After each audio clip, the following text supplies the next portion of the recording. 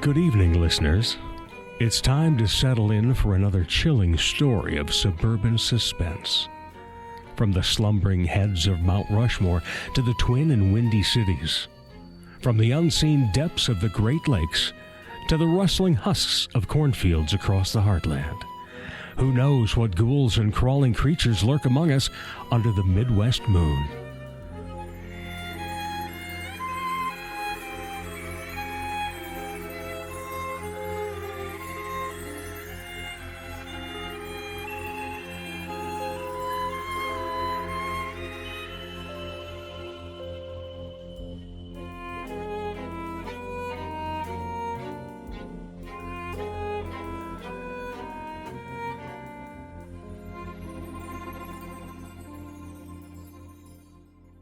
Kay was not supposed to be here.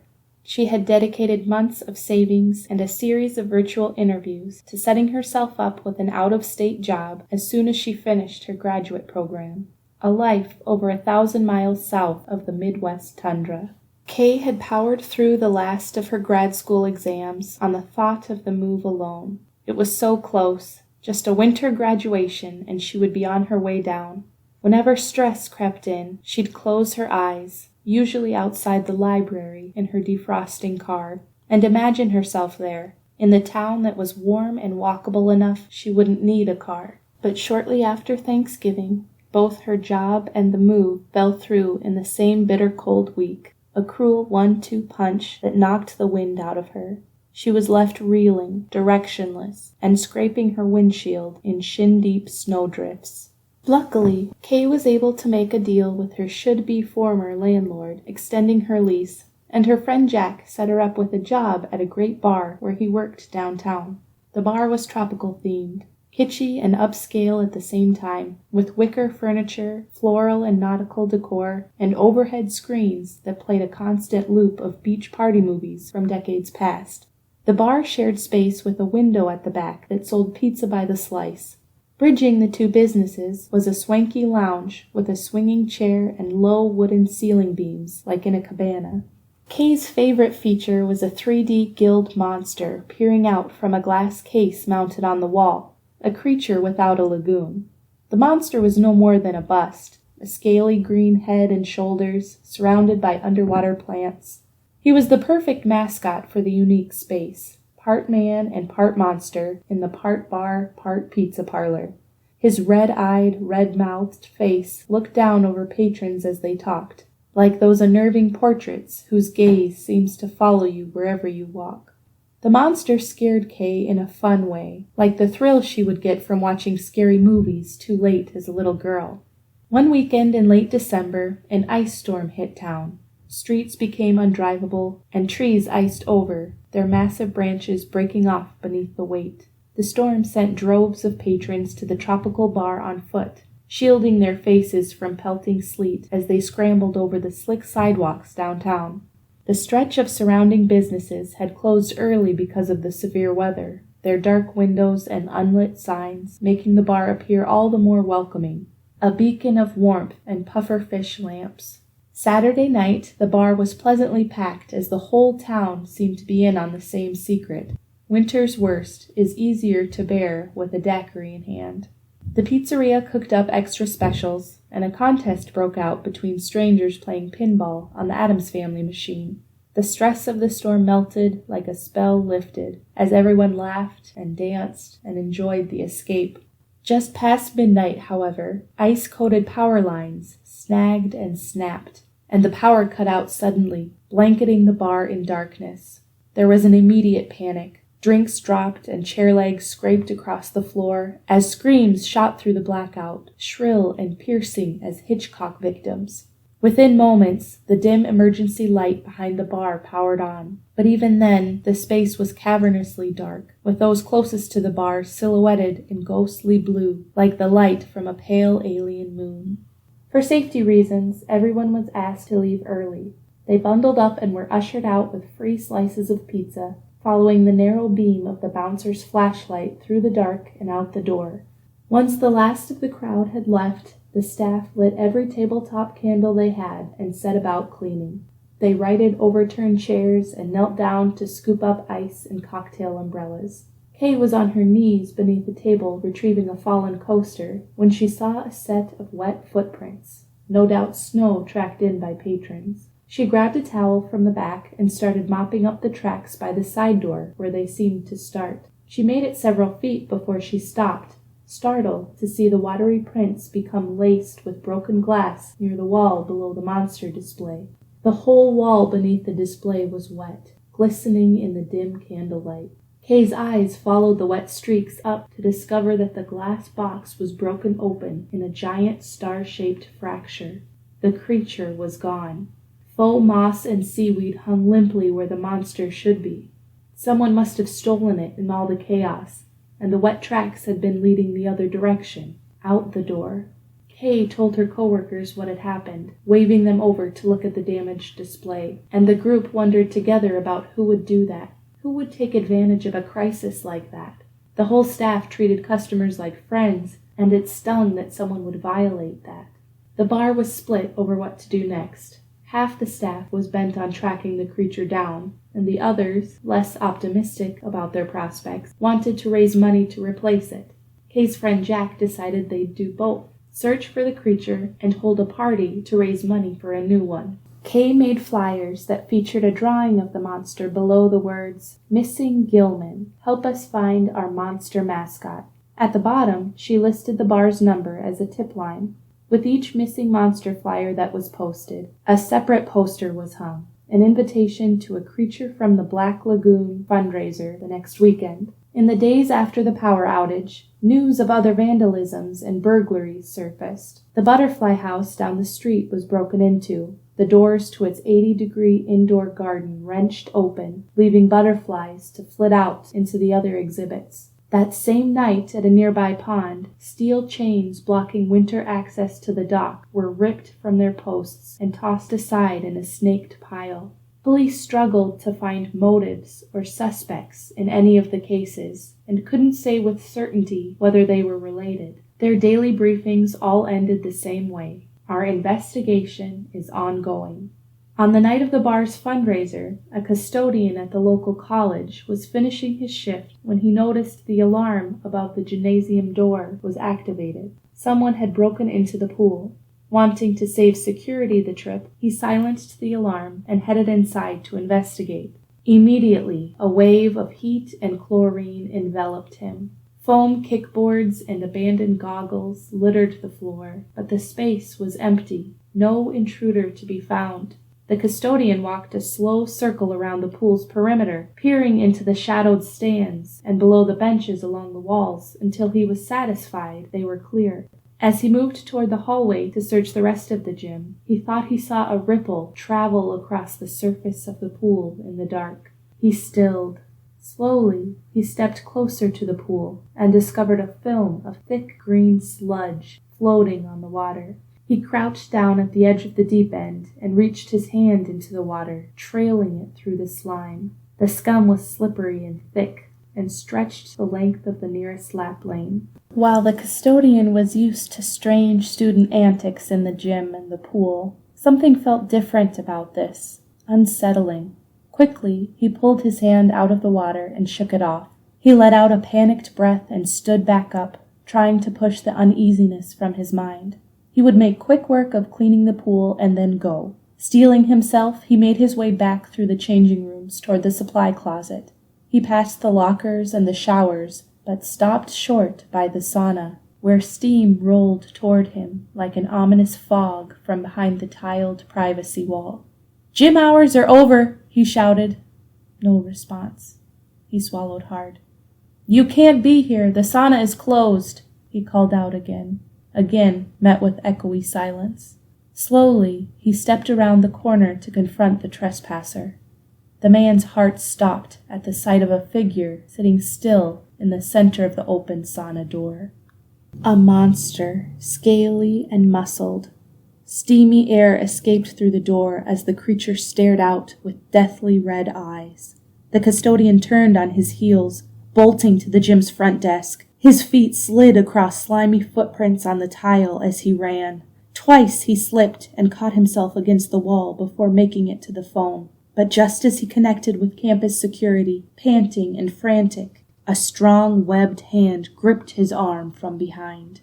Meanwhile, across town, the fundraiser had started. A group of friends showed up to the bar dressed like extras from a 50s beach movie, wearing modest bathing suits beneath their parkas, opting for thick snow boots over sandals.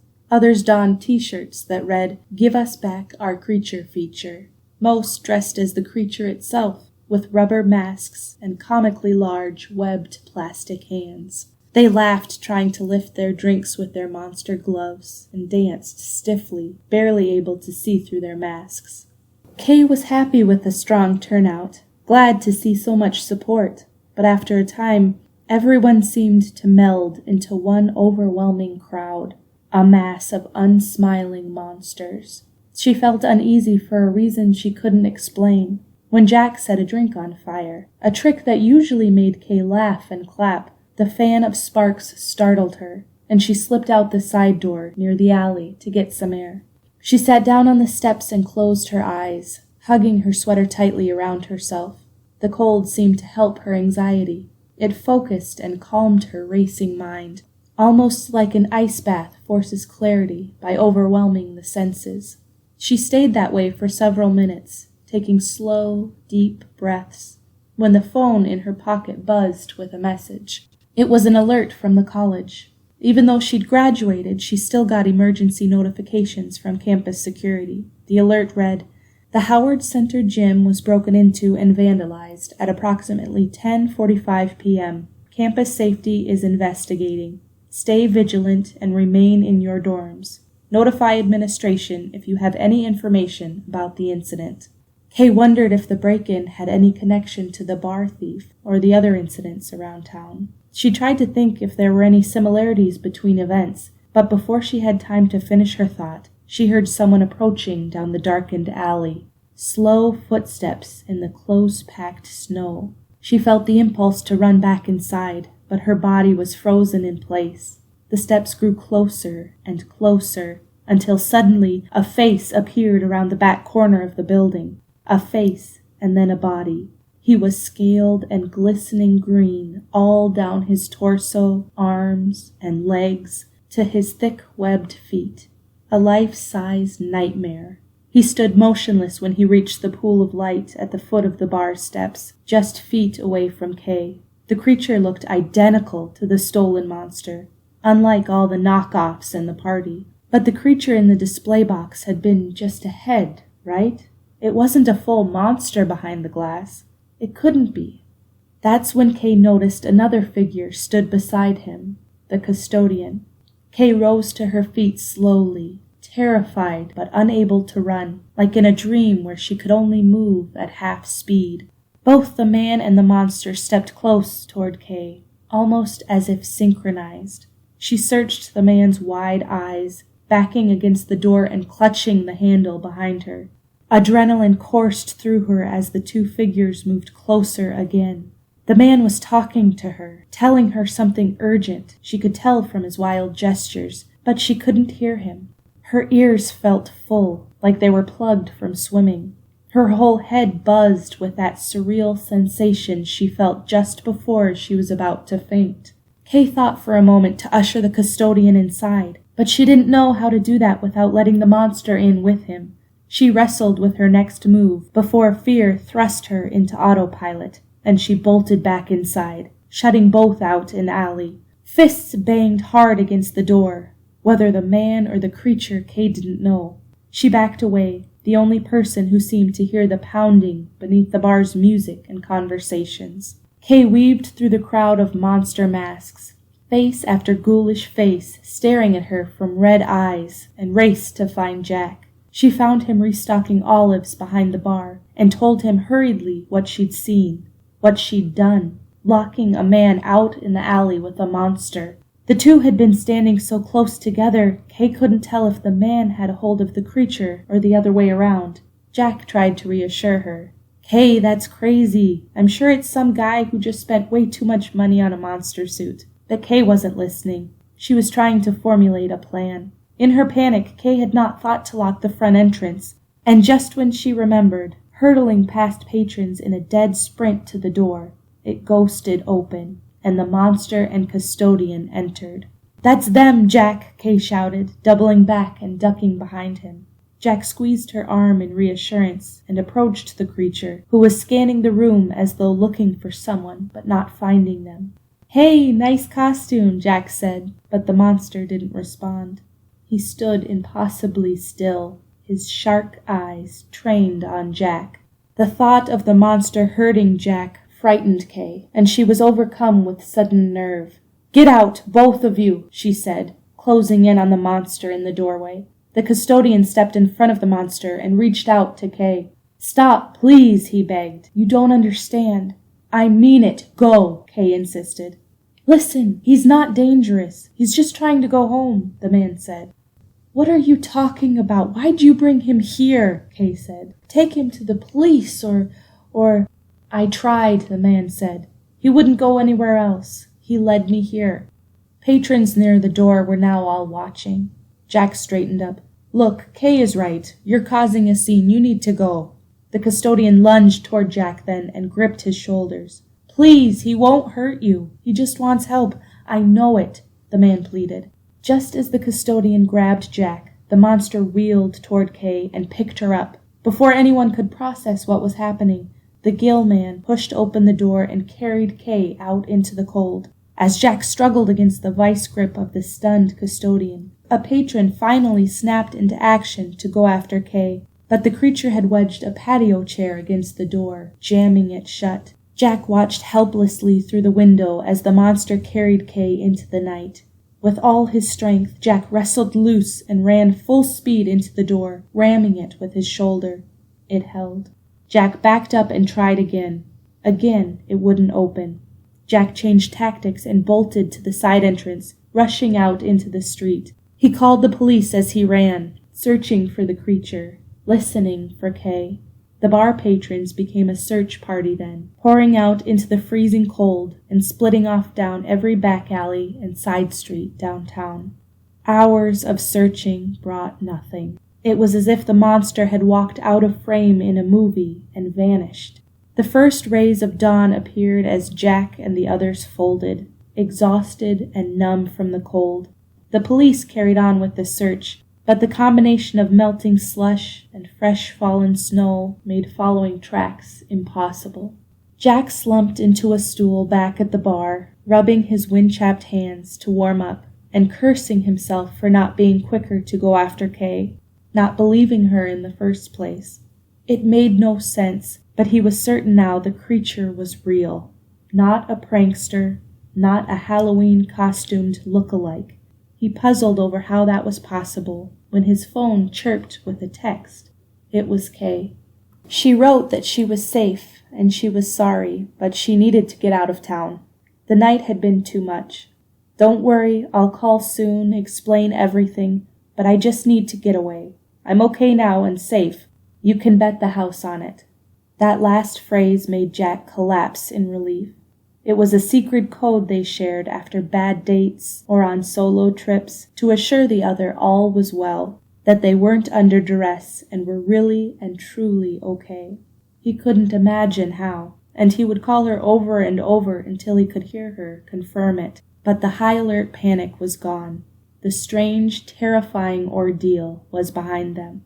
2 weeks passed before any sense of normalcy returned to the bar. The staff made the unanimous decision not to replace the creature wall hanging. Instead, Jack used the fundraiser money to purchase a funky mermaid bust. It kept with the beachy theme and was far less ominous than the monster, smiling a siren smile beneath a mane of beautiful curls. One afternoon, as Jack was opening up the bar, a delivery came. A slim package addressed from Kay and postmarked from Wakulla Springs, Florida. She had made it south after all. Inside the envelope was a stack of photographs and a postcard. Jack flipped the card over to read, "Finally made it. Sorry for the Irish goodbye, but I needed to get away. So much beauty and warmth here. Can't get enough of the water. Miss you all. Love, Kay." Jack smiled and flipped through the photographs. The first showed Kay beside a trellis of pink flowers outside a restaurant. The next was a close-up of the sun reflecting off Kay's sunglasses, followed by a snapshot of a deep green swath of tropical trees.